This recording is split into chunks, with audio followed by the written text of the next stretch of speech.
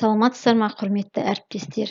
Мен номері 148 қазақ орта мектебінің қазақ тілі мен қазақ әдебиеті пәнінің мұғалімі Хаметова Ақмарал Тоқтасынқызы. Бүгінгі семинарымыздың тақырыбы қашықтықтан 90-дық жиынтық бағалау тапсырмаларын алуда кері байланысты тиімді үйлестіру. Яғни бүгін мен сіздердің назарларыңызға 7 сыныптың қазақ тілі пәні бойынша жеңіс күні және ғылыми фантастика бөлімі бойынша 90-дық жиынтық бағалау тапсырмаларын ұсынбақпын. Тапсырманы орындау ұзақтығы 40 минут, оқылым 10 минут, жазылым 30 минут, жалпы балл саны 15 балл. Тапсырмалар: бірінші тапсырма бойынша тақырып жеңіс күні, бөлім оқылым және әдебиет тіл нормалары, ойлау дағдыларының деңгейі, жоғары деңгей дағдылары, оқу мақсаттары, тыңдалған мәтіннің мазмұнын түсіну, оқшау сөздердің қызметін түсіну, ажырата білу, тыныс белгілерінің мәнін түсіну.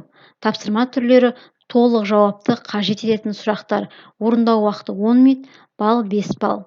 Екінші тапсырма бойынша тақырып ғылыми фантастика, бөлім жазылым және әдебиет тіл нормалары, ойлау дағдыларының деңгейі, жоғары деңгей дағдылары.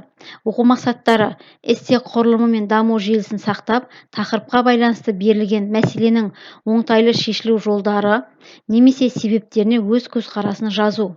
Сөйлем соңында және сөйлем ішінде қойылатын тыныс белгілерін дұрыс қолдану. Тапсырма түрлері: толық жауапты қажет ететін сұрақтар, орындау уақыты 20 минут, балл 10 балл.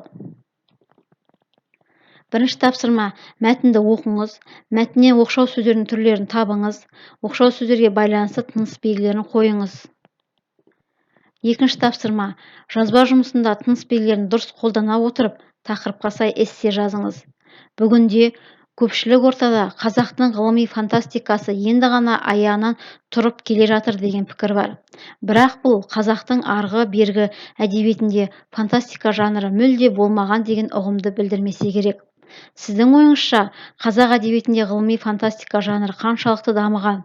Берілген сауал төңірегінде өз ойыңызды эссе түрінде жазыңыз.